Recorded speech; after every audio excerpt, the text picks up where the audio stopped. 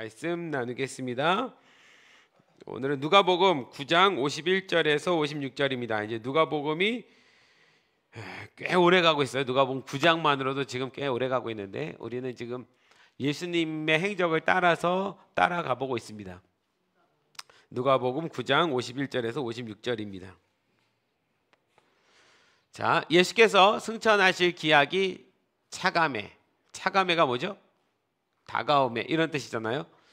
예수님께서 승천하실 기약이 차가매 예루살렘을 향하여 올라가기로 굳게 결심하시고 사자들을 앞서 보내시며 그들이 가서 예수를 위하여 준비하려고 사마리아인의 한 마을에 들어갔더니, 그러니까 예수님 지금 어디 가시는 중이에요?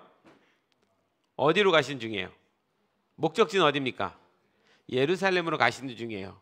그럼 지금 예수님이 있는 곳은 갈릴리 지역인 거예요. 갈릴리에서의 사역이 마치고 예루살렘으로 올라가는 길에 중간에 어디가 있는 거예요?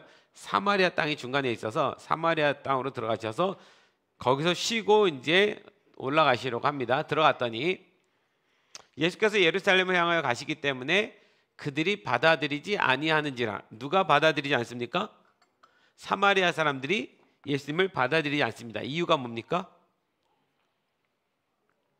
예루살렘으로 향하여 가는 걸 알고 그에게는 당신이 예루살렘으로 갈 때 우리 사마리아 못 지나갑니다. 이 얘기예요. 못 지나갑니다. 이렇게 얘기를 했습니다. 그러자 제자 야고보와 요한이 이를 보고 열받았죠. 이르되 주여 우리가 불을 명하여 하늘로부터 내려서 저들을 멸하리까 하기를 원하시나이까. 아주 저주를 그냥 쏟아부었어요. 우리가 하늘을 명하여 불을 내려서 저들을 확 멸망시킬까요? 이렇게 야고보와 요한이 얘기합니다. 55절 예수께서 돌아보시며 꾸짖으시고 함께 다른 마을로 가시니라. 이 다른 마을은 사마리아의 또 다른 마을입니다. 다른 어떤 장소라기보다 예수님께서 돌아보시고 그 두 사람을 꾸짖었습니다. 자, 이 말씀인데요. 51절부터 한번 다시 잘 볼게요. 예수께서 승천하실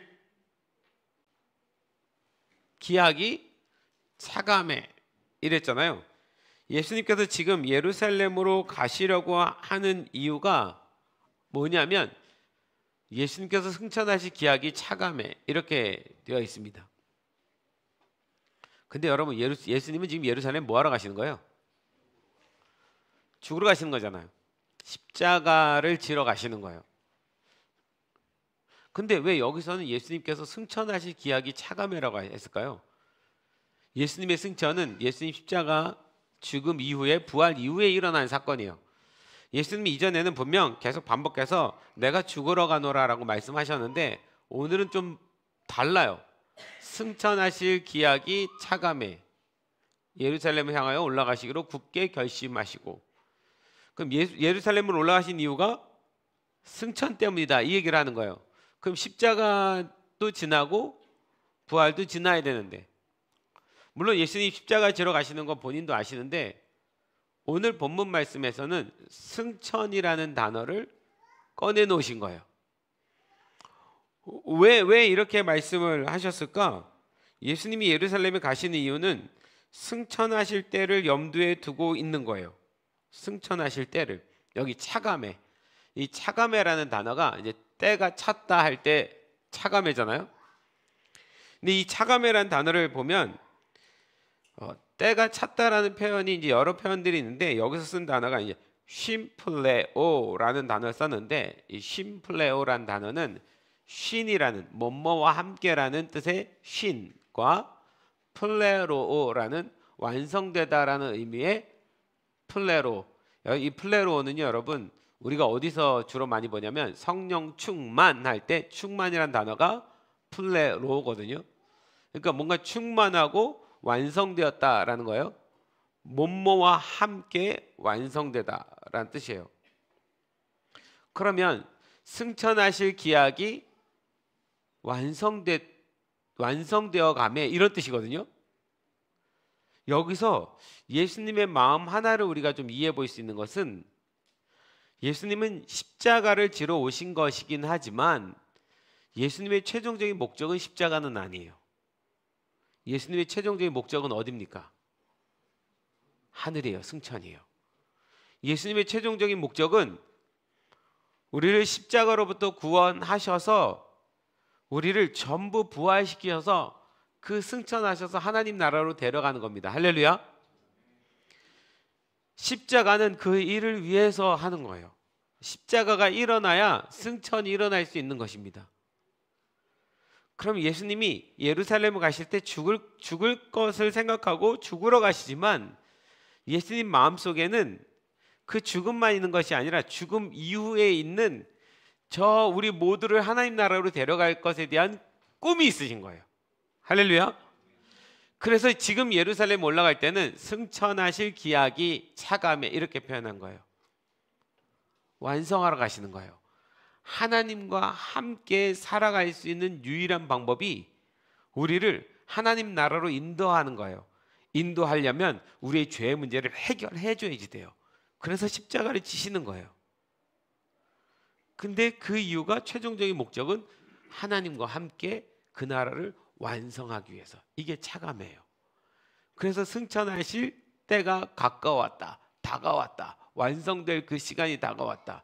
예수님 머릿속에는 온통 그거밖에 없어요. 뭐요? 우리를, 인간을, 죄 많은 이 사람들을 하나님 나라로 데려가는 거. 할렐루야. 예수님이 이 생각을 가지고 계시다는 거, 이 생각 안에서 모든 것을 다 바라보고 움직이고 계시다는 거, 이거를 우리가 마음속에 잘 간직해야지 돼요. 왜요? 우리가 가야 될 곳이 거기니까. 그래서 요한복음 14장 2절에서 3절을 보시면,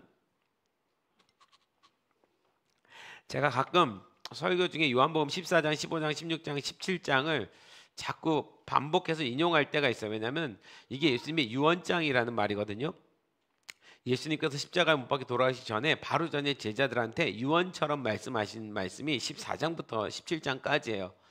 거기에 예수님이 진짜 귀한 말씀들을 많이 풀어놓으셨거든요. 예수님이 이렇게 말씀하십니다. 내 아버지 집에 거할 곳이 많도다. 1절을 보면 예수님께서 내가 이제 아버지 집으로 가야 될 때가 됐다 이 얘기를 하시고, 하나님이죠. 내 아버지 집에 거할 곳이 많도다. 그렇지 않으면 너에게 일렀으리라. 내가 너희를 위하여 거처를 예비하러 가노니. 예수님 마음은 우리가 거할 거처를 위해서 먼저 승천하시는 것입니다. 할렐루야. 지난주에 예수님 변화산에서 모습 보여주셨죠. 그 변화된 부활의 몸을 입고 사는 곳이 그 하나님 나라입니다. 그 하나님 나라에 우리를 데려가셔도 똑같이 부활의 몸을 입고 그 하나님 나라에 맞는 몸으로 살아가게 해주시는 거죠. 그런데 그 하나님 나라에 우리가 들어갈 그곳을 마련하러 내가 간다. 예수님이 십자가 바로 지기 전에 하신 말씀이에요. 유언처럼. 내가 조금 있으면 갈 거야. 그 제자들이 자꾸 예수님 어디 가시냐 그 말 때문에 마음에 근심이 되는 거예요. 그 예수님 근심하지 마라. 내가 가는 이유는 하나야. 내가 아버지 집에 거할 곳이 많은데 내가 너희가 들어올 거처를 예비하러 간다. 사실 예수님 마음은 온통 그거예요. 우리를 그 나라로, 그 하나님 나라로 인도하는 거예요. 이 예수님의 마음을, 이 사모함을 우리가 잘 느끼고 깨닫기를 소망합니다. 예수님 마음에 이거밖에 없어요. 이거밖에 없습니다. 당신의 자녀를 그 나라로 인도하는 거. 그래서 그 나라의 거처를 예비하러 가시는 거. 그러니까 예수님이 예루살렘으로 지금 가시는 이유도 그거예요. 내가 예루살렘 가서 십자가에 죽고 우리의 죄 문제를 해결하고 내가 다시 부활해야만 그제서야 나는 승천할 수 있고, 내가 승천해야만 이 사람들의 하나님 나라에서 거할 그 집을 마련하러 갈 수 있으니까. 그래서 저는 예수님이 예루살렘 갈 때마다 항상 죽음을 예고하고 가셨기 때문에 그렇게만 이해하고 있었는데, 지금 예수님의 이 마음은 죽음보다도 죽음 이후에 있을 우리를 하나님 나라로 데려갈 그 완성된 그 나라에 대한 소망과 꿈이 너무 큰 거예요. 너무 큰 거예요. 예수님 마음속엔 그거밖에 없습니다. 그래서 여러분, 히브리서 12장 2절을 보세요. 히브리서 12장 2절 한번 보시면, 히브리서 12장 2절 말씀을 보시면 나오나요? 네. 같이 한번 읽읍시다. 시작. 믿음의 주요 또 온전하게 하시는 이인 예수를 바라보자. 그는 그 앞에 있는 기쁨을 위하여 십자가를 참으사 부끄러움을 개의치 아니하시더니 하나님 보좌 우편에 앉으셨느니라. 믿음의 주여 또 온전케 하신 예수를 바라보자. 예수님은 어떤 분이셨어요? 그는 그 앞에 기쁨을 위하여. 그 앞에 기쁨이 뭐예요? 그 앞에 기쁨을 위해서 십자가를 참았대요. 그러면 십자가를 참으신 이유가 그 십자가 뒤에 일어날 기쁨이에요. 그 기쁨이 뭡니까? 승천이요. 가서 하나님 아버지 집, 아버지 나라에 가서 우리가 거할 그 집을 준비하러 갈 그 생각이요. 그 기쁨 때문에 뭘 참았다고요? 십자가를 참았대요. 예수님은 이거밖에 없어요. 우리를 하나님 나라로 인도할 그 기쁨 때문에 십자가를 참을 수 있는 거예요. 십자가에서의 부끄러움을 개의치 않으셨어요. 우리는 예수님 십자가 하나도 부끄럽지 않거든요. 우리 예수님 믿으니까요. 근데 그 당시에 사회적인 문화 속에서는 정말 부끄러운 일이에요. 사람들에게 조롱받고 외면당하고 그런 부끄러운 일인데도 불구하고 그걸 개의치 않으셨어요. 그래서 어디 우편에 앉아 계셨어요? 하나님 보좌 우편에. 그 앞에 있는 기쁨이 하나님 보좌 우편에 앉는 거예요. 왜? 그래야 우리를 하나님 나라로 인도하니까. 하나님 나라에 가서 우리가 거할 처소를 예비하러 가시는 거니까. 이스라엘의 결혼 문화에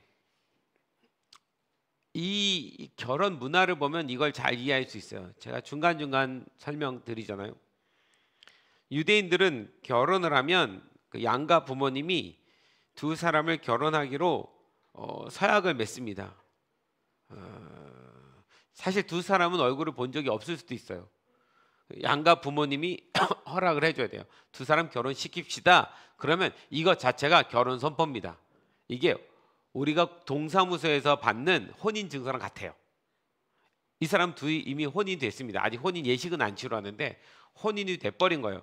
왜냐하면 두 사람이 합의를 보면 그 양가 부모가 마을 어귀에 가서 모든 사람들이 보는 광장 같은 데서 이 두 사람은 결혼하기로 약속했습니다 라고 선포를 하거든요. 그래서 이게 동사무소에 가서 우리 혼인서약 하는 거랑 똑같은 거예요.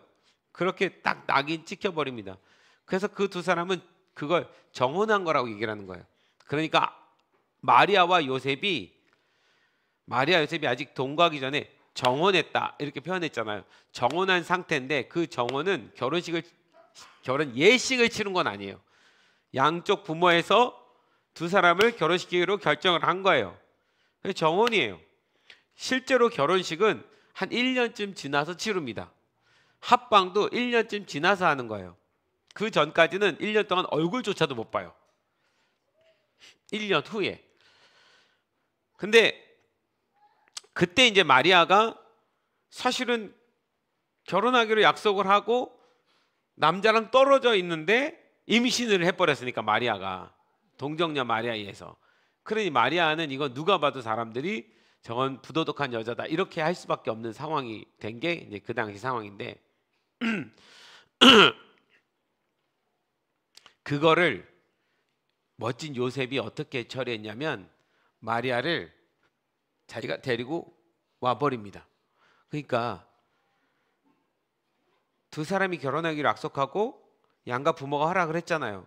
근데 실제로 두 사람이 함께 사는 건 언제냐면 그렇게 약속하고 나면 남자가 할 일이 있습니다. 한 1년 동안 남자는 자기 아버지 집으로 가요.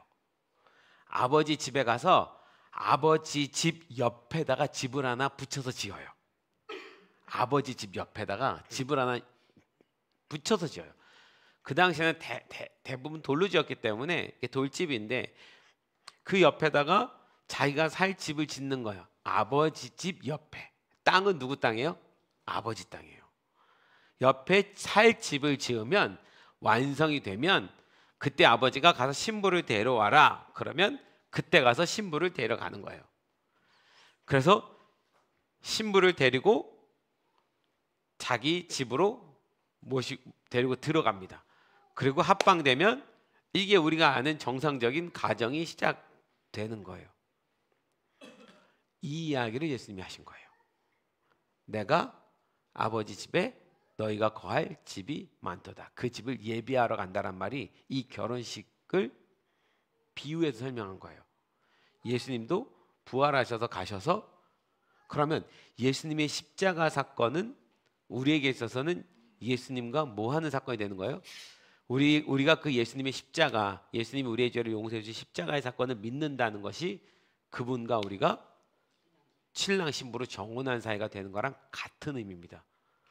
내가 그 예수님으로 인해서 죄 용서를 받았기 때문에 이제 거룩한 신부가 돼서 그분과 신랑 신부의 관계가 맺어지는 거예요. 그러니 예수님께서는 이 더 그 큰 기쁨이 있어요. 이제 이 신랑이 아버지 집에 가면 그 1년 동안 집을 지으면서 너무 행복한 마음으로 집을 짓습니다. 아내를 데려올 생각에. 그리고 그 아내를 부르러 가는 그날을 손꼽아 기다리면서 하는 거예요, 신랑은. 근데 그 아내를 데려와라라고 말씀해 주시는 분은 아버지인 거예요. 아버지가 때가 되면 가서 신부를 데려와라. 자기가 결정 못해요. 집이 준비가 다 됐는데도 오늘 갈지 내일 갈지 내일 모레 갈지 새벽에 갈지 아침에 갈지 몰라요. 아버지가 가라 해야 가는 거예요.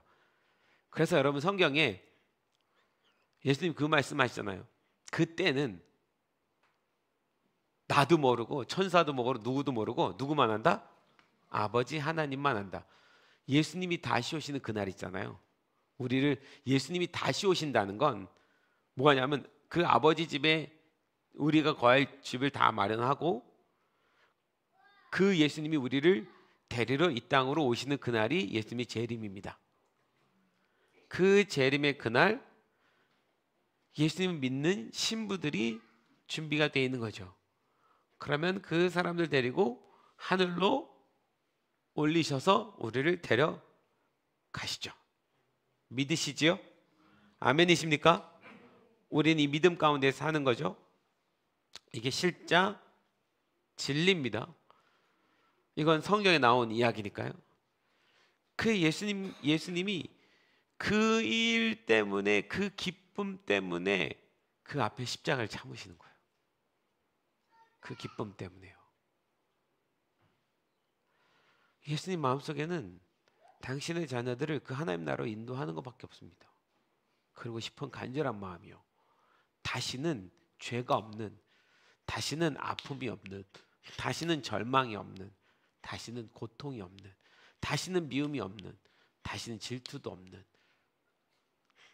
그 완벽한 나라로 하나님과 함께 맨 처음 아담과 하와를 창조하셨을 때, 지으셨을 때 그 하나님과 완전한 교제 속에 있었던 그 장면으로 다시 데려가셔서 사는 것, 그거밖에 없습니다. 여러분, 우리도 그 소망으로 살고 있는 거 맞죠? 할렐루야. 네. 그래서 지금 오늘 본문에 예수님이 승천할 때가 다가왔다라는 말이 그거예요. 그 십자가를 지는 그 순간이 다가왔는데 예수님은 십자가를 보고 있는 것이 아니라 십자가 너머에 있는 그 기쁨을 보시는 거예요. 야, 진짜 누가 이렇게 할 수 있을까? 이런 생각합니다. 여러분, 우리가 때때로 주님을 위해 충성하다가 힘들고 어려운 일이 올 수 있어요. 다른 일은 주님 위해서 충성하다가. 그런데 그때 이 말씀이 필요해요. 우리가 이 고난과 아픔을 뭐 때문에 인내하고 참는 거예요? 그 앞에 즐거움. 우리 선교가 우리 아이들한테는 재미있는지 모르겠지만 이걸 이끌어가는 사역자들한테는 힘든 시간입니다. 고난이고 어려워요. 그런데 뭐 때문에 참는 거냐면 그 앞에 즐거움이요. 그 영혼들이 변화되는 그 모습이요. 그 기쁨이요. 이번 주에 우리 김현도 선교사님이 연락이 왔어요. 다음 주에 거기 있는 한 7개의 교회의 그 캄보디아의 교회 아이들이 모여서 전체 연합 수련회를 한대요. 원래는 제가 강사로 가기로 돼 있었는데 제가 다음 주에 일본의 어떤 그 저희가 잡혀가지고 못 간다고 했었는데 근데 그 일본 여정이 취소가 돼가지고 어쨌든 못 가게 됐어요. 둘 다. 근데 한다고 연락이 와서 밑에 후원 요청에 대한 이렇게 저희가 있어서 저희가 50만 원 후원금을 이렇게 보냈습니다. 캄보디아는 큰 금액이에요. 예, 그래도 뭐라도 할 수 있는. 그래서 우리가 보내드렸는데 그 기쁨 때문에 우리가 그 일을 하는 거예요. 수고롭게 애쓰면서 우리의 시간을 하나님께 드리고 우리의 에너지를 드리고 우리의 재정을 드리고 그 앞에 일어날 기쁨 때문에. 여러분 우리도 예수님처럼 그 하나님 나라가 올 그 기쁨 때문에 오늘의 이 시간들을 우리의 시간들을 기쁘게 잘 이겨나가는 모든 성도들 되기를 소망합니다. 아멘. 내 인생에 어떤 어려움이 오면 그 어려움만 바라보지 마시고 십자가만 바라보지 마시고 십자가 이후에 있을 하나님의 영광의 그 나라를 꼭 바라보십시오. 할렐루야. 그 나라의 소망을 꼭 가지십시오. 할렐루야. 저는 최근에 예전에는 사역 중에 제일 부담스러운 사역이 장례식이었어요. 장례식 있고 결혼식 있고 뭐 여기 예배 있고 또 뭐 선교 있고 어디 집회 있고 뭐 다 하잖아요. 가면 이렇게 말씀을 전하고 뭐 해야 되잖아요. 근데 제일 부담스러운 게 처음에 목사 되고 제일 부담스러운 게 장례식이에요. 어떻게 가서 장례식을 인도해야 될지 모르겠는 거예요. 그냥 부담만 되고. 왜냐하면 위로도 해야 되고 소망도 줘야 되고 이게 애매해요. 어떻게 해야 될지 모르겠는 거예요. 그런데 시간이 지나가면 지나갈수록 장례식이 가장 은혜스러워요. 장례식 갔을 때 가장 마음이 깨끗해지고 하나님 나라의 소망을 또 품는 시간 같아요. 똑같은 말씀을 반복해서 전하지만 그 진짜 예수님 잘 믿다가 소천하신 분을 만나면 그 장례식장 가서 첫 꽃을 바치면서 제 마음속에 저도 모르게 훅 올라오는 그 감정은 참 좋으시겠습니다. 너무 좋으시겠습니다. 지금 하나님 곁에 예수님 곁에 얼마나 행복하실까 이 생각이 먼저 들더라고요. 여러분 우리 인생 살면서 우리도 예수님처럼 그 앞에 그 주님 나라에 갈 것을 먼저 생각합시다. 그래서 오늘의 이 시간에 혹시 고난이라도 기쁨으로 잘 참고 넘어가는 우리가 되기를 소망합니다. 예수님이 그렇게 사셨으니까요. 할렐루야. 예, 좋습니다. 우리 옆 사람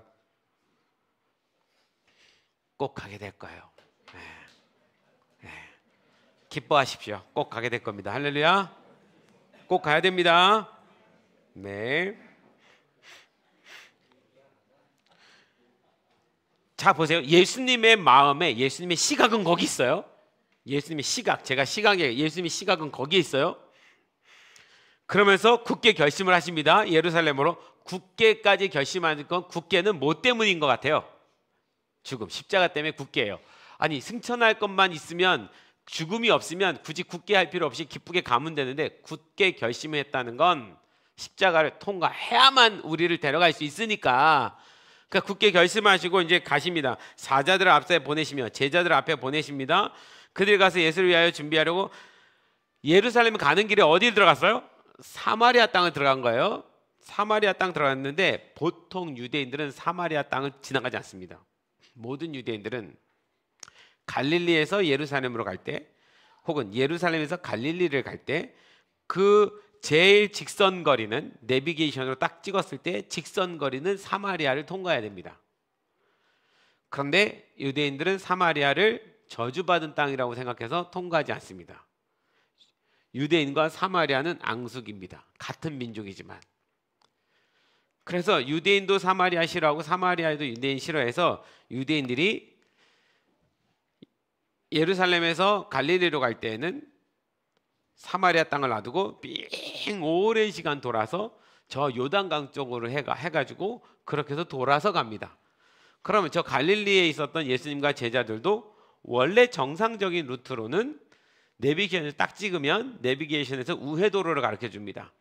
사마리아를 피해서 삥 돌아서, 하필이면 사마리아가 정중앙에 있기 때문에 돌아도 멀리 돌아야 돼요. 저 끝으로 돌아서 예루살렘으로 가야 됩니다. 그런데 예수님이 사마리아 한복판으로 들어오셨습니다. 사마리아 사람들이 어디 왔습니까? 저 갈릴리에서 왔습니다. 어디 갑니까? 예루살렘이요. 그런데 왜 우리 마을을 지나갑니까? 이거예요. 왜 우리 마을을 지나갑니까? 그들이 받아들이지 않는 거예요. 지나가지 마십시오. 과거 역사 때문에 그래요. 원래 사마리아는 이스라엘의 땅이죠. 중앙에 아주 좋은 땅입니다. 문제는 뭐냐면 역사 가운데 아수르란 나라가 이스라엘을 침공해서 들어왔을 때, 이스라엘을 먹었을 때, 이 이스라엘을 편하게 다스리게 하기 위해서는 피를 섞어버린다 생각한 거예요. 그러니까 이 민족을 호남 민족으로 만들어 버리면 된다라는 생각에 사마리아 사람들 일부를 데려다가 아수르로 데려가서 그냥 옛날에 우리 고려인들이 시베리아 한복판에 끌려가지고 툭 던져서 살았던 것처럼 그렇게 아수르에다 데려오고, 그 아수르에 있는 사람들 데려다가 이 사마리아 이 땅에다가 데려놓고 살게 한 거예요. 그 피를 섞어버립니다. 그러니까 아무래도 이방 민족에 살고 이방 신을 섬기던 사람들이 와갖고 여기서 결혼해서 여기서 함께 살다 보니까 종교 자체가 혼합 종교처럼 돼버린 거야. 그래서 유대인들은 너희가 믿는 하나님은 진짜 하나님이 아니야. 너희는 뭔가 이단화됐어. 잘못됐어. 그래서 너희는 이방인들조차도 못 되는 그런 타락한 그런 민족이야. 그래서 사마리아 사람들을 무시하기 시작한 거죠. 절대 못 가게 하고. 여기서 우리가 이 장면 기억나잖아요. 예수님이 사마리아 땅을 이번 한 번만 지나간 거 아닙니다. 언제 지나갔습니까? 사마리아 여인 만날 때. 그 사마리아 여인 만났을 때 운물가에 있는 사마리아 여인이 예수님한테 뭘 질문을 해요? 결국은 우리가 어디서 예배해야 됩니까? 그래서 사마리아 사람들도 진짜 하나님께 예배하고 싶은데 유대인들이 못하게 해주는 거예요. 그러니까 사마리아 사람들은 예루살렘 가서 성전에 예배하고 싶지만 성전 가서 예배할 수가 없는 거예요. 유대인들이 안 받아주니까. 그러니까 그 사마리아의 그리심산이라는 곳에 과거에 여러 번 만들었던 신전에서 예배를 드려야 되는 거예요. 그런데 사마리아 사람 안에도 예루살렘으로 가고 싶은 너무 간절한 소망이 있는 거예요. 진짜 예배를 하나님께 드리고 싶은. 여기 그리심산은 가짜인 것 같고 짜간데. 그래서 예수님께 묻죠. 예수님이 그때 명언을 하시죠. 그리심산도 아니고 예루살렘도 아니다라고 말해요. 충격이에요. 이것도 아니고 이것도 아니라고요? 그리고 예수님 뭐라고 말씀하셨어요? 신령과 영 안에서 진정으로 진리로, 신령은 영 아니고 우리 영 안에서, 진정은 진리예요. 진리로 예배하는 때가, 영 안에서 진리로 예배하는 때가 온다. 그건 장소와 상관이 없다. 그건 저 아프리카 어떤 오지 마을이라 할지라도 영 안에서 진리로 예배하면 거기가 예배의 처소고 하나님이 그런 예배를 받으시는 그날이 온다. 그날이 지금이에요. 그죠? 우리 예루살렘 그리심산 아니잖아요. 여긴 지금 동쪽, 이스라엘 동쪽 끝에 대한민국이잖아요. 그런데 여기서 우리가 지금 예배를 드리잖아요. 영과 진리로. 할렐루야. 이 놀라운 진리를 예수님이 그때 사마리아 여인에게 말씀하시잖아요. 그러면 예수님의 시각에 사마리아는 어떤 곳입니까? 구원받아야 될 민족, 내 백성, 내 사람들. 그래서 통과하는 거예요. 그래서 사마리아에 들어가야 돼요. 이 사람들이 하나님 나라에 들어가 있거든요. 예수님 마음속에는 이 사마리아 사람들 어디로 데려가야 돼요? 승천이요. 하나님 나라로 데려가야 돼요. 하나님 나라의 백성 안에 있는 거예요. 그래서 사마리아 들어간 거예요. 그게 예수님 마음입니다. 이게 하늘의 시각이에요. 그 당시의 인간적인 시각은, 유대인들의 시각은 그게 아니에요. 그냥 저주받은 땅이에요. 절대 구원 못 받을 사람이에요. 그렇게 낙인 찍었어요. 예수님은 아니에요. 예수님이 땅끝까지 가라라고 하실 때 어디를 꼭 통과하라고 그랬어요? 사마리아와 땅끝까지요. 사마리아를 들어가야만 땅끝까지 갈 수 있다고. 절대 전도 안 하고 절대 복음 안 전하고 싶으면 그 사마리아 들어가야 된다고. 사마리아로 안 들어가니까 하나님께서 제자들 중에 누구를 죽이시죠? 사도행전 9장에서 스데반을 죽이십니다. 그러니까 순교당해요. 그러니까 흩어지면서 그제서야 사마리아 땅 제자들이 들어가죠. 사마리아는 예수님에게 너무 소중한, 오랫동안 외면당하고 오랫동안 아픔이 있는 그런 민족인 거예요. 사실은 그 사람들이 잘못한 거 아니잖아요. 역사 가운데 그런 침략을 받아서 그 아픔을 겪은 거지 자기네들이 타락하고 변하고 싶어서가 아니거든요. 상처를 받은 건데 그거를 외면하는 걸로 만들어버린 거예요, 유대인들이. 예수님이 그거 아니라고 말한 거예요. 그래서 굳이 사마리아로 통과해서 가십니다. 근데 걷다 대고 아직은 이 사람들이 마음이 아직은 열리지 못했으니까, 근데 예수님은 그걸 기다려줄 마음이 있거든요. 그리고 거기 복음 보낼 거거든요. 그런데 지금은 잘 모르니까 예수님이 오심을 거부했다 쳐요. 여기에 대한 야고보와 요한의 반응은 뭐예요? 뭐라고요? 확 그냥 하늘로부터 불을 내려서 그냥 확 쓸어버릴까요? 지가 구하면 하늘에서 불이 나와요? 이거 뭐 하는 겁니까? 예수님의 어떤 능력을 빌어서 좀 예수님의 화를 돋궈 와서 불로 확 이 마을 사람들 지져버리자, 이렇게 나오는 거예요. 이 제자들의 수준과 예수님의 수준을 생각해 보세요. 그 앞에 그 기쁨을 위해서 십자가를 참으시려고 지금 예루살렘으로 가는 이 사마리아 사람들 구원하기 위해서 그렇게 가는 예수님 앞에 확 불질러 버릴까요? 이게 말이 되는 이야기냐고요. 제자들만 그럴까요? 우린 안 그럴까요? 우린 나를 거절하는 사람에게 우린 친절할 수 있습니까? 쉽지가 않아요. 너무 인간적인 거예요. 아직까지 제자들이 그렇습니다. 수준이.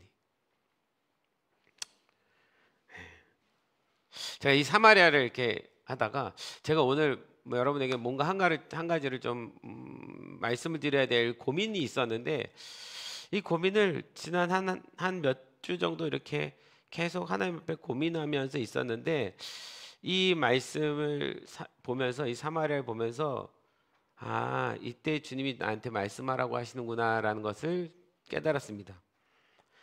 예전에도 한번 이 사마리아를 묵상하다가 저는 이 사마리아가 제주도와 참 비슷하다는 생각을 했어요. 우리가 제주도를 지금 섬겨 이렇게 가고 있잖아요. 근데 여러분, 제주도에 예전에 예배 투어 가서 제주도에서 예배하면서 제주도에 큰 아픔들이 참 많았구나라는 것을 생각하게 되는데, 뭐 자재구레한 사건들은 너무 많은데 이제 큰 거 두 가지 정도를 생각하면, 하나가 4.3 사건. 4.3 사건은 이게 1948년도 4월 3일 날 시작된 사건인데, 제주도에 있는 사람들을 공산당이라고 이렇게 치부하면서 미군정하고 대한민국 정부가 강경 진압을 해서 7년 동안 진압하는 바람에 거기에 아무 이유 없는 그 제주도민들이 약 14,000명에서 3만 명이 이제 죽음을 당한 사건이죠. 그것 때문에도 지금도 계속 그 아픔과 그 고통 속에 있어요. 이게 미국과 남한과 북한의 싸움, 공산주의와 모아의 싸움 속에 이게 제주도가 등이 터져버린 사건인 거예요. 억울하게 그 제주도민들의 아무 이유 없는, 그냥 모두 모르고 이념도 모르는 많은 분들이 그냥 그 사이 죽음을 당했어요. 그러니 그 아픔과 고통이 너무 큽니다. 근데 이거는 우리 시대 때 있었던 어떤 사건이지, 제가 저희 팀과 함께 제주도에 예배 투어 갔다가 항목 유적지를 간 적이 있어요. 항목 유적지. 그러니까 몽골이 예전에 1200년대 12세기 13세기에 우리가 고려 시대 때 몽골이 고려를 쳐들어온 사건이 있습니다. 그때 고려가 몽골에 항복해서 몽골의 지배를 잠시 받았던 적이 있어요.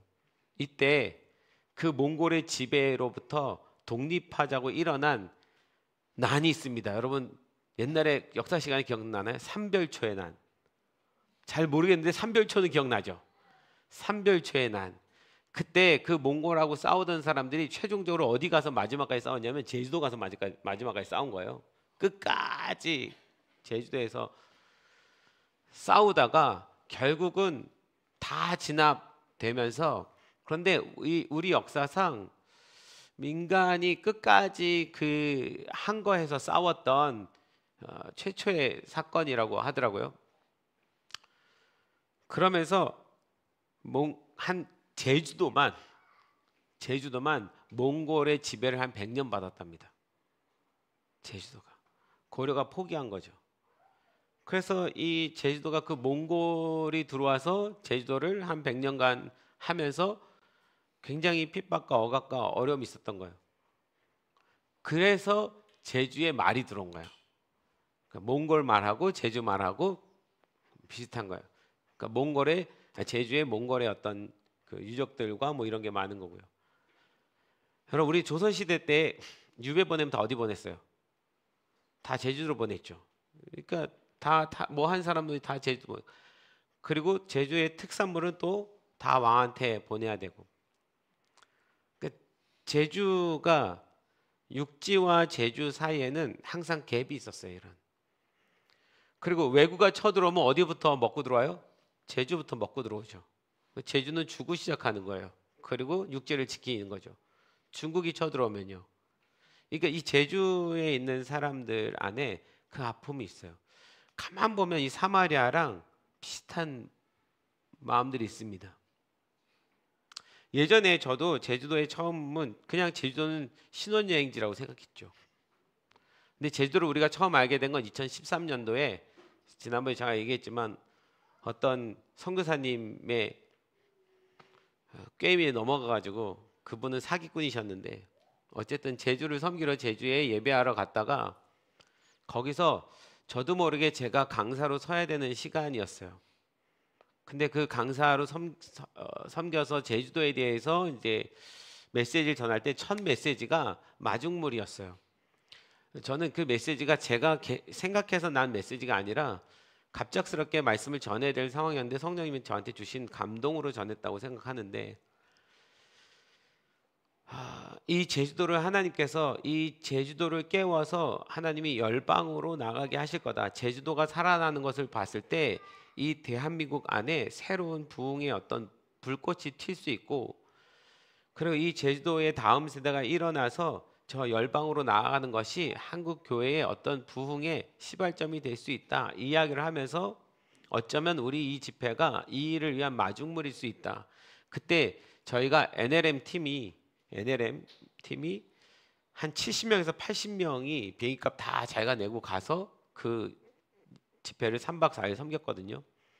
그때 이제 거기에 그 음향 렌탈 회사로서 이제 들어오신 분이 박영부 집사님이시고, 박영부 집사님이 그 예배 가운데 우리와 예배하면서 그 예배가 너무 좋으셔서 함께 하시게 된 거고, 그 집회 끝난 다음에 저는 끝이라고 생각했는데 하나님께서 3년을 제주도 땅을 위해서 예배 투어 해야 된다는 마음을 주셔서 박영부 집사님과 함께 저희 팀이 매년 여름마다 3년을 제주도 가서 예배를 했습니다. 뭔지도 모르고. 저는 마중물을 부으라고 하나님이 말씀하셨다는 생각에 3년을 붙자. 그래서 3년 동안 그 여름에 팀 한 7, 80명이 가가지고 4팀, 5팀으로 스타렉스 타고 돌면서 제주 전체에서 예배를 드렸습니다. 하루에만 4팀이 그 한 해에만 곳곳에 가서 막 예배하고 가고 그렇게 했을 때 한 해만 한 60번 정도에서 70번의 장소에 가서 예배하고 온 거예요. 그러니까 관광을 한 게 아니라 정말 예배만 하고 왔죠. 밥 먹고 예배하고 온 데를 가서 제주 다 예배를 했습니다. 그렇게 3년을 거의 한 150, 200곳을 이제 예배하고, 이제 됐다. 마중물 다 부었다. 하나님께서 이 제주에 수많은 사람들이 이제 몰려오게 할 거다. 제주 안에서 일어나게 할 거다. 그러고 나서 제가 박 집사님께 저희가 할 일은 여기까지인 것 같습니다라고 하고, 이제 제주는 더 이상 내려오지 않겠습니다. 근데 그렇게 하고 올라왔어요.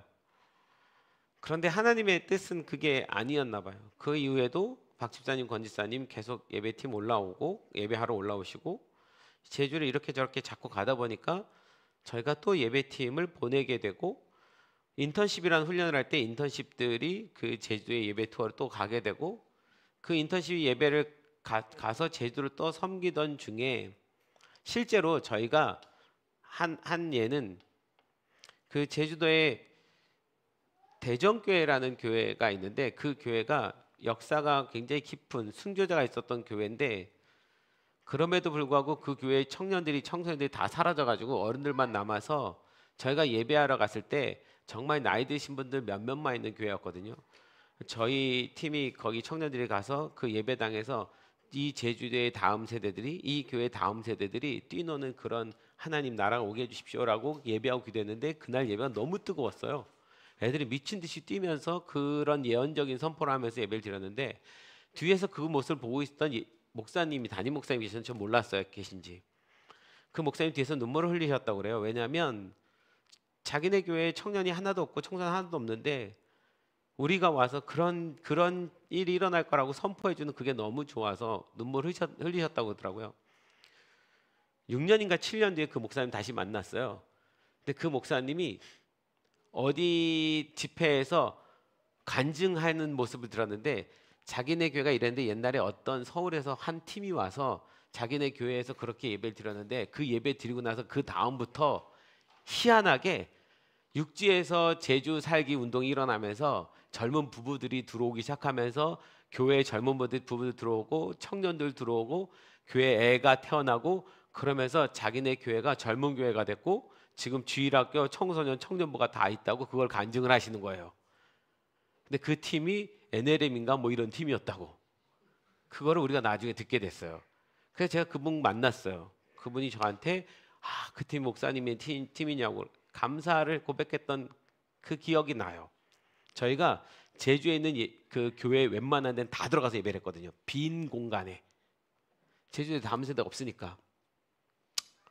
그러던 중에 한 장로님 만난 거예요. 한 장로님이 우리 인턴십 데리고 예배 투어를 떠나고 있는데 그 중에 전화가 온 거예요. 성산 일출봉에서 우리가 예배하고 있는데 한 장로님 전화가 와서 식사하자고 그래서 이제 저희 해주던 중에 장로님이 제주도의 다음 세대 청소년들을 살리고 싶은데 그때가 코로나 기간이었어요. 2021년. 살리고 싶은데 누가 와서 예배를 도와줬으면 좋겠는데 이 코로나 기간에 와줄 팀이 없습니다. 그러시더라고요. 그날 고기를 얻어먹는 바람에 장로님 그러면 필요하시면 연락하시면 저희가 도울게요. 이렇게 얘기를 했는데 진짜 찾아왔어요. 다음 달에. 그래서 제주도에 캠프를 열었으면 좋겠다고 연합해서 다음 세대 살리기 위해서. 그래서 그 고기 먹은 죄로 알겠다고 하고 팀을 보내기로 결정을 하고 2021년 2월 달에 제주도에 팀을 보내서 동계 수련한 거죠. 그때가 코로나 기간이었어요. 말도 안 되는 시간이었죠. 근데 그때 그 제주도에 한 150명의 청소년 청년들을 모였는데 그때 그 예배 가운데 아이들이 살아나는 것을 보고 거기 함께했던 모든 목사님들이 너무 행복해했어요. 근데 사실 첫날 집회를 드렸을 때 첫날 예배가 열리지 않았어요. 그때도 우리 멤버 70명, 80명 갔거든요. 근데 첫날 예배가 열리지 않더라고요. 이유를 모르겠어요. 우리가 어디 가서 첫날 예배가 이렇게 열리지 않은 적이 없는데 제가 기도 중에 하나님이 이 제주도에 이 사람들은 상처가 있다. 뭐냐면 항상 모든 사람들이 와서 제주도에 잠깐 머물다 가든 아니면 몸 필요하면 오며 가든 장기적으로 그렇게 함께 해주지 못했다. 제주는 항상 이용을 당했다라는 생각밖에 없다. 그래서 저한테 그러더라고요. 이 캠프를 우리가 앞으로 3년을 계속 와서 섬기겠습니다라고 선포하라고 하시더라고요. 근데 그건 저한테 힘든 일이었어요. 왜냐하면 코로나라서 우리가 선교를 안 가니까 2월 달에 제주를 갈 수 있었던 건데 코로나 끝나면 우리 선교 가야 되니까 오면 안 되는 거거든요. 그리고 너무 우리한테는 큰 에너지 있고 근데 하나님이 강권적으로 말씀하셔서 제가 리더 몇 명한테 이 비전을 던지고 그날 아침에 집회 시작할 때 거기 있는 모든 멤버들한테 우리가 하나님이 여러분 너무 귀해서 3년을 이 캠프를 섬기겠습니다 라고 선포를 했어요. 그날 오전부터 예배가 터지기 시작했어요. 그리고 애들이 뜨거워지고 그것으로 인해서 제주에 연합체들이 생겨나고 목사님들이 모이고 장로님 모이고 그래서 JNA가 생기고 그러면서 이 캠프가 커지고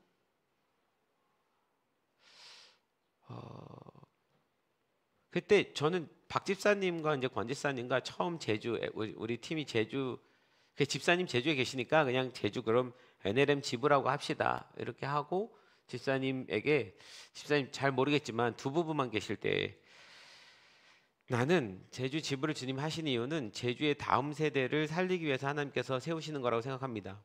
NLM이 지부를 세우고 싶은 마음이 아니라 제주도의 다음 세대가 살아나는 것에 근데 그때 다음 세대가 한 명도 없는데 그 마음 비전 주셔서 그래서 여기서는 다른 거 하지 마십시오. 일반적인 교회 하려고 하지 마십시오. 다음 세대를 어떻게 살릴 것만 우리 생각합시다. 왜 우리가 그렇게 예배했으니까. 그런데 실제로 이 일이 10년 만에 이렇게 일어나 버린 거예요. 그리고 지금 제주 전체를 연합시켜 가는 일들을 하고 있습니다.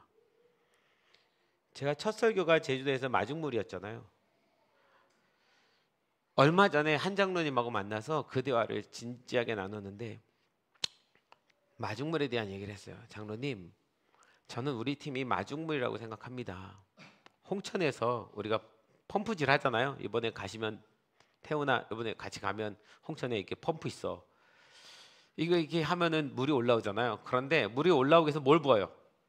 마중물을 붓죠. 마중물을 부으면 마중물이 내려가서 밑에 땅 속에 있는 샘의 물을 끌어올려요. 우리가 먹고자 하는 것은 밑에 올라오는 샘의 물이에요. 거기 있는 그 물을. 그래서 마중물을 안 먹고 붓는 거죠. 가끔 청년들 중에 인턴십 중에 가서 샘에서 물 퍼와 그러고 마중물을 주잖아요. 처음에 모르는 애들이 어떻게 하냐면 마중물을 주전자로 주잖아요. 그거를 부어요. 붓고 펌프질 하잖아요.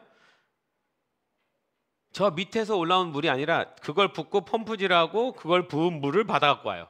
그러니까 주전자로 부은 물을 다시 받아 갖고 오는 거예요. 아니 그거는 부어서 마중물은 사라지고 밑에서 올라온 물을 받으라는 얘기인데 개념을 모르니까 이걸 붓고 이걸 해서 그걸 다시 받아 갖고 오는 거죠. 마중물은 그게 아니라고. 마중물은 붓고 사라지는 거라고. 밑에서 샘에서 물이 올라올 때까지. 그 이야기를 장로님하고 지난 한 2달 전인가요? 깊이 다시 나눴어요. 장로님, 우리 팀은 마중물이라고 하시는 거 분명합니다. 그래서 우리가 이 섬겼던 모든 시간들은 마중물로서 붓고 제주에서 물이 올라오면 그것으로 우리는 만족입니다.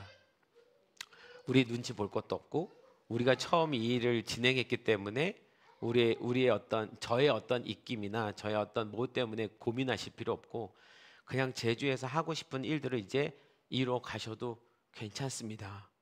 그러니 저를 너무 신경 안 쓰셔도 됩니다. 이제 이렇게 제가 말씀을 드리고 올해 사역부터는 저희 팀이나 뭐 외부에서 오는 팀들보다도 제주 자체 내에서 리더십도 일어나고 스태프들도 일어나기를 바랍니다. 그렇게 해서 제주가 일어나면 그것으로 됩니다. 이 비전을 나눴는데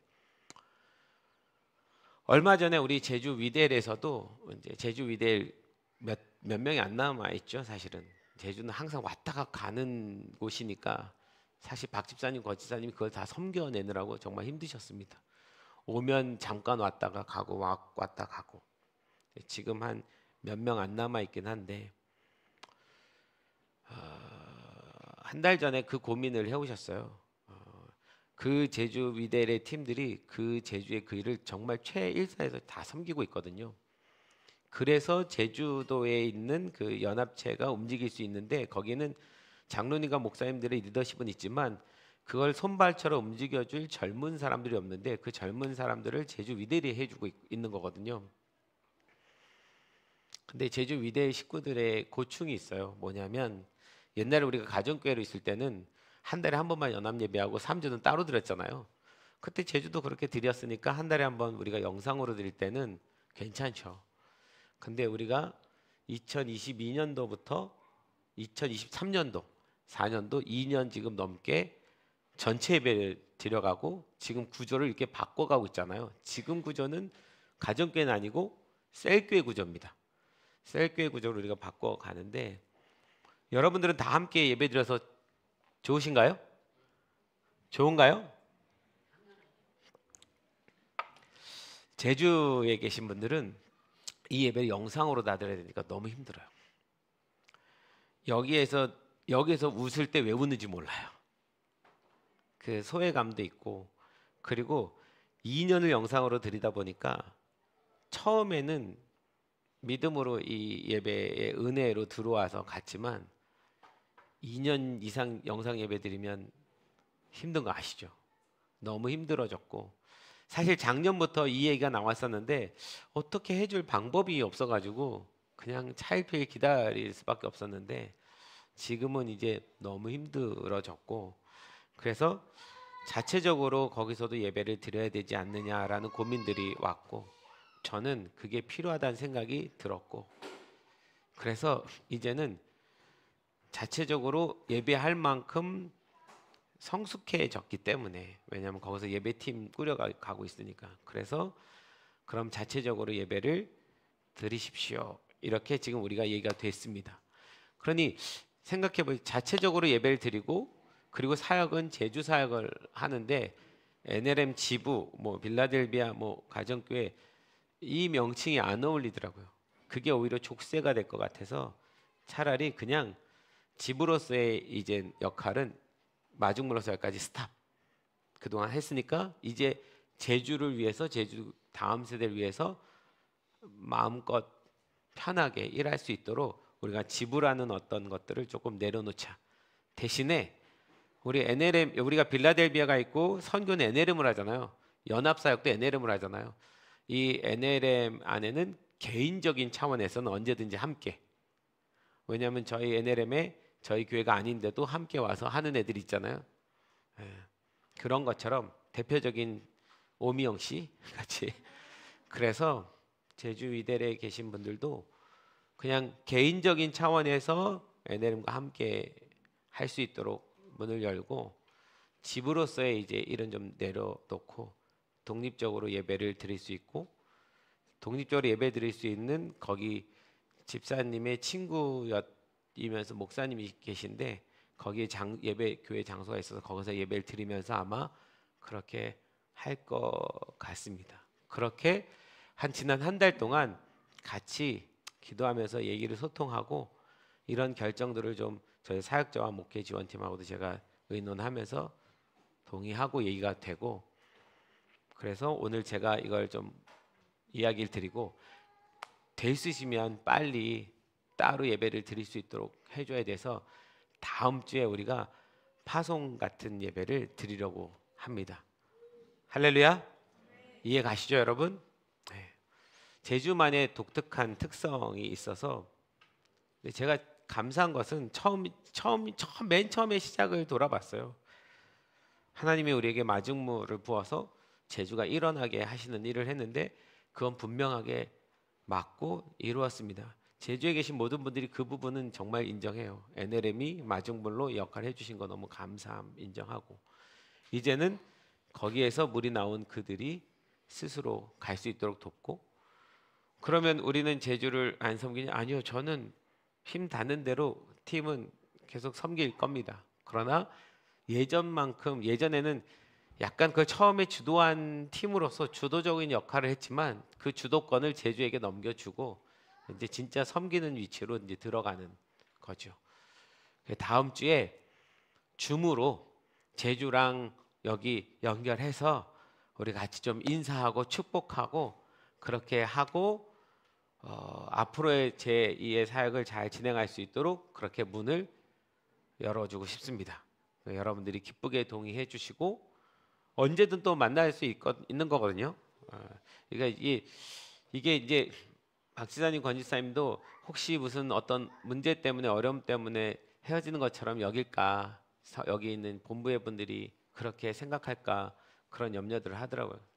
그렇지 않다. 다들 잘 이해할 거다. 그래서 집으로서의 일은 내려놓지만 뭐 언제든 선교는 협력해서 할 수 있고, 우린 제주도 섬기러 이번 여름에도 또 내려가고 또 섬길 수 있는 데까지 계속 섬기고, 제주가 살아나면 우리가 부은 마중물로서의 모든 역할은 다 잘 한 거고, 3년 캠프를 섬기겠다라고 한 선포는 작년 여름 캠프로 다 했기 때문에 그건 하나님께 약속한 부분은 완성됐고, 올해도 또 섬기러 가지만 어쨌든 주님 안에 그렇게 아름다운 일들이 일어나고 있습니다.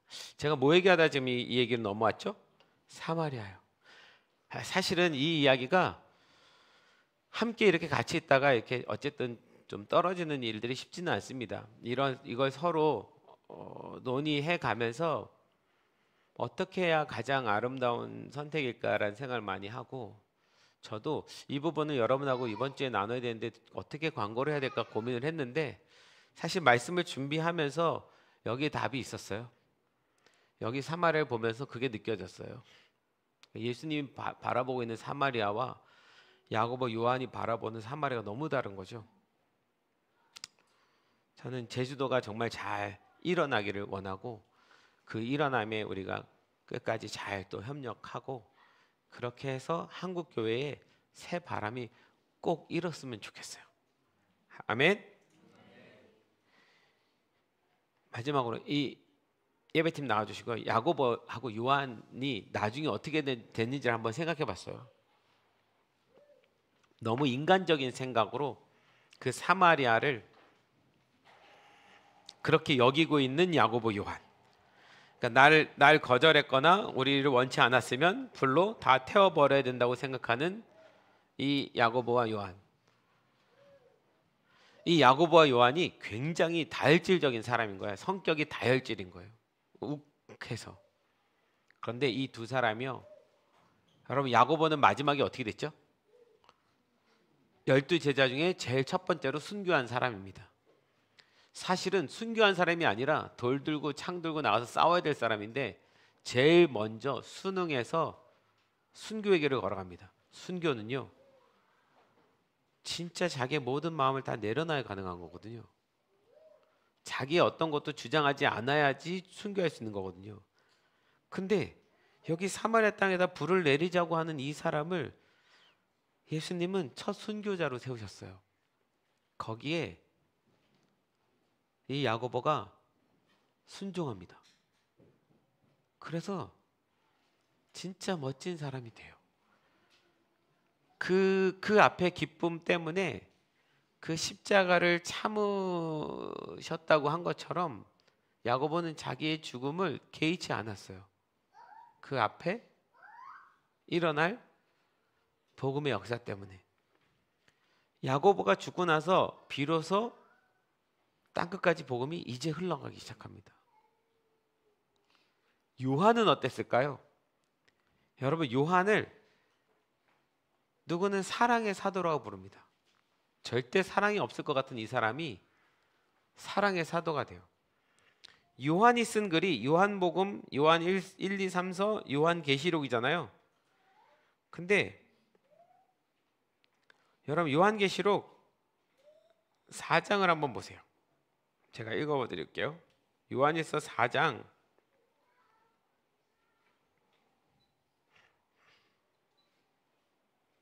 7절부터 보면, 제가 요한일서 4장 7절부터 이야기를 너무 좋은데, 옛날에 필리핀에서 귀신 들린 사람 만나면 귀신은 사랑이 없기 때문에 이 사랑장을 읽으면 그렇게 막 고통스러워했어요. 요 장을 읽으면. 여러분, 그 요한이 뭐라고 말하는지 보세요. 7절, 사랑하는 자들아, 우리가 서로 사랑하자.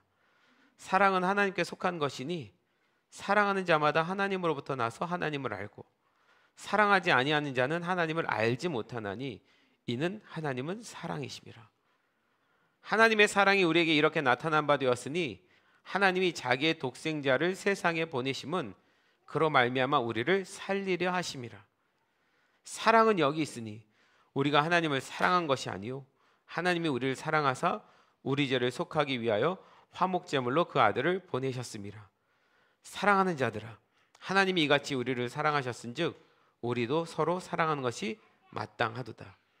어느 때나 하나님을 본 사람이 없으되 만일 우리가 서로 사랑하면 하나님이 우리 안에 거하시고 그의 사랑이 우리 안에 온전히 이루어지느니라.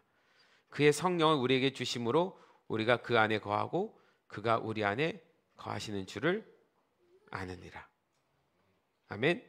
17절 보시면 16절 보시면 하나님이 우리를 사랑하시는 사랑을 우리가 알고 믿었느니 하나님은 사랑이시라. 사랑 안에 거하는 자는 하나님 안에 거하고 하나님도 그의 안에 거하시느니라. 이로써 우리 사랑이 우리 안에 우리에게 온전히 이루어진 것은 우리로 심판날에 담대함을 가지게 하려 함이니 주께서 그러하심과 같이 우리도 이 세상에서 그러하니라. 사랑 안에 두려움이 없고 온전한 사랑이 두려움을 내쫓나니 두려움에는 형벌이 있음이라. 두려워한 자는 사랑 안에서 온전히 이루지 못하였느니라. 우리가 사랑함은 그가 먼저 우리를 사랑하셨음이라. 할렐루야. 이 요한이 이렇게 멋진 사랑의 사도가 돼요. 오늘 주제는 뭐냐면 하늘의 시각을 가지자예요. 저 예수님이 승천해서 하늘로 우리를 데려갈 그 하늘의 시각으로 보면 이 땅에 있는 모든 사람도 사마리아도 그 모든 것도 예수님에겐 너무 소중하고 자기 십자가를 참아야 될 만큼 기쁨의 일인 거예요. 그런데 인간의 시각을 가지면 야고보와 요한처럼 그렇게 분노에 찬 표현을 하게 되는 거예요.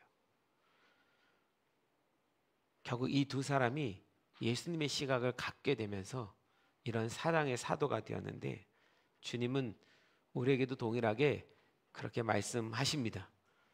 우리가 서로 사랑하기를. 할렐루야. 그래서 끝까지 하늘의 시각으로 함께 하나님 나라에 갈 것에 대한 소망으로 살아가는 주의 백성 되십시다. 할렐루야. 아멘. 오늘 이 찬양 제가 주문한 건 아닌데 오늘 찬양이 시선이네요. 우리 이 찬양 한번 부르고 기도합시다. 잠깐 일어나셔서 우리 주님 앞에 예배합시다. 가사가 그래요. 내게로부터 눈을 들어 주를 보기 시작할 때 주의 일을 보겠네.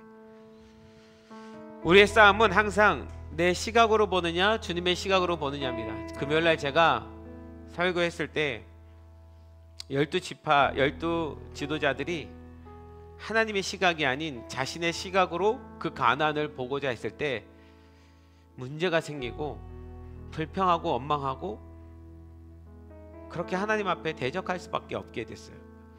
우리의 인간적인 시각은 하나님과 날마다 대적할 수밖에 없습니다. 그래서 우리는 하나님의 시각을 가져야 되는 사람들인 거예요.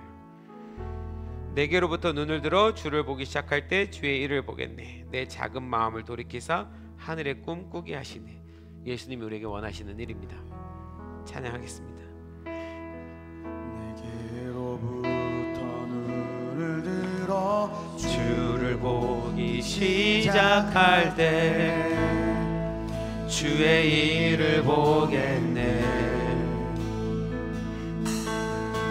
내 작은 마음 돌이키사 하늘에 꿈꾸게 하네. 주님을 볼 때 내게로부터 눈을 들어 주를 보기 시작할 때 주의 일을 보겠네.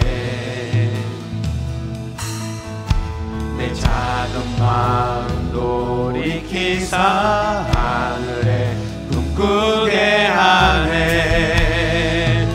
주님을 볼 때 모든 시선을 주님께 드리고 살아계신 하나님을 느낄 때 내 삶은 주의 역사가 되고 하나님이 일하기 시작하네.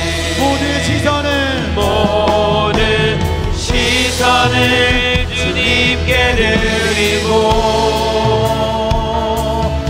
살아계신 하나님을 느낄 때 내 삶은 주의 역사가 되고 하나님이 일하기 시 한 번 더 모든 시선을 주님께 드리고 살아계신 하나님을 느낄 때 내 삶은 주의 역사가 되고 하나님이 일하시. 우리 한 번만 더 찬양하고 기도합시다. 모든 시선을 우리 시선을 그분께 드립시다. 살아계신 하나님을 느낄 때 내 삶은 주의 역사가 되고 하나님이 일하기 시작하네. 바로 우리 시간 잠깐 기도할 때 우리에게 정말 필요한 건 하나님의 시각입니다. 우리의 삶에, 우리의 역사에, 우리의 사역의 모든 부분에 하나님이 어떻게 일하시는지를 보는 것이 하나님의 백성이 해야 되는 일입니다. 근데 우리가 참 연약하다 보니까 주의 시선이 아닌 내 인간적인 시선으로 무언가를 볼 때가 너무 많더라고요. 금요일도 그랬고 오늘도 그렇고 주님이 우리에게 그 하늘의 시각, 예수님이 승천의 때가 다가온 것, 우리를 그 하나님 나라로 인도하실 것에 대한 그 생각, 그 시각 때문에 십자가마저도 개의치 않으셨던 것처럼 주님 우리에게 그 마음을 주십시오. 우리에게 그 주님의 시각을 주십시오. 우리가 그 시각으로 끝까지 살아갈 수 있도록 주님 우리를 당신의 야고보와 요한처럼 그렇게 우리를 인도하시고 변화시켜 주십시오. 우리 이렇게 주님 앞에 같이 한번 기도하고 제가 기도하겠습니다. 기도합니다. 예, 주님, 주님께서 우리가 원하는 것은 당신의 생각이고 당신의 시각입니다.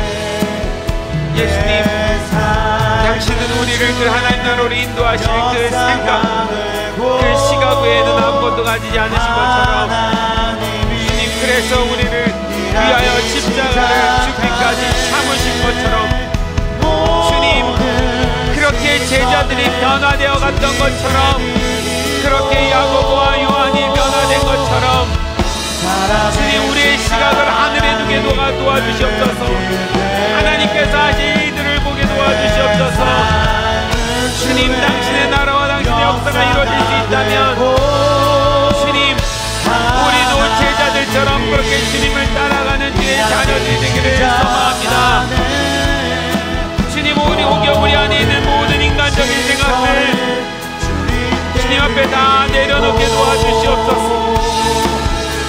세상적인 생각들은 내려놓게 도와주시옵소서. 사도 요한이 말했던 것처럼 주님, 우리 안에 주님의 그 사랑을 주셔서 우리가 아직 귀한 죄인 되었을 때 우리를 먼저 사랑하신 그 사랑의 마음과 시각으로 우리가 보게 도와주시옵소서. 감사합니다. 주님, 지금껏 인도해 오신 주님께 감사드립니다. 모든 것이 하나님 뜻 가운데 있었음을 고백합니다. 모든 것이 하나님의 다 생각 가운데 있는 줄 믿습니다. 그리고 하나님 나라가 더 아름답게 발전하여 진행해가는 것을 봅니다. 주님, 특별히 이 육지와 제주에 있는 다음 세대들이 살아나는 그 일에, 이 대한민국의 다음 세대가 깨어나는 그 일에 우리를 마중물로 사용하여 주십니다. 주님, 끝까지 사용받게 도와주십시오. 우리 어떤 것을 주장하지 아니하고 하나님 나라만을 바라보며 살아갈 수 있는 주의 종들이 되게 도와주시옵소서. 그렇게 일하실 주님을 찬양합니다. 그렇게 일하실 주님을 사랑합니다. 주님, 감사합니다. 우리를 끝까지 그 나라로 인도하여 주시옵소서. 끝까지 인도하여 주시옵소서.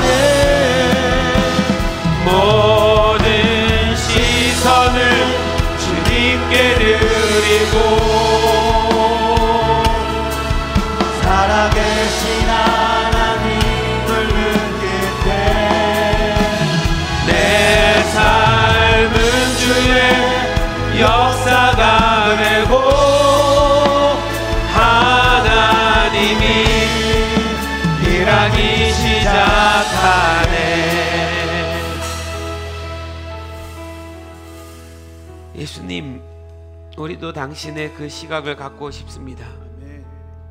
하나님 나라의 시각을 갖기를 소망합니다.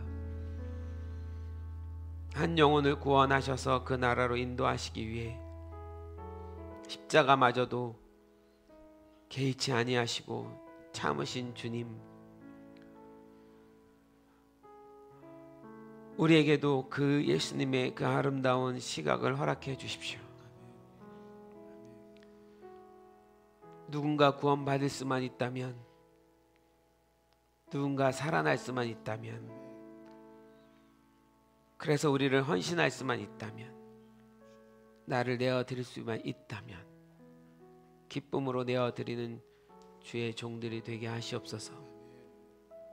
주님, 우리 공동체가 수십 년을 주님이 마중물로 부르셔서 선교지든 제주도든 또 어디든 그렇게 주님이 우리를 부으시는 것을 믿습니다.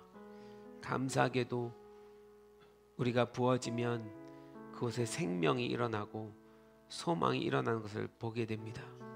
그런데 주님, 우리에게 아무것도 주장하지 말라 말씀하심을 믿습니다. 사랑으로 함께 끝까지 하나님 나라 소망 바라보며 달려가라 하시는 줄 믿습니다. 주님, 이 사명을 잘 감당하는 주의 자녀들 되게 도와주시옵소서. 주님, 12년이란 시간을 저 제주도를 깨우기 위해서 하나님께서 애쓰고 수고하셨습니다. 그곳에 순종하고 애쓰는 주의 종들이 있습니다. 그 안에 주님 은혜를 더하여 주시옵소서. 새로운 일들이 시작되게 도와주시옵소서. 그리고 제주의 다음 세대를 살릴 수만 있다면 그들이 당하는 십자가 고난도 기쁨으로 잘 이길 수 있게 도와주시옵소서. 이제껏 일하신 주님 감사드리고 우리는 또다시 하나님 나라를 위해서 함께 달려갈 것입니다. 주님, 적은 물이지만 너무 아름다운 마중물을, 그 마중물이 될 성도들을 주님께서 주셔서 감사합니다. 주님께서 우리를 통해 정말 놀라운 샘물을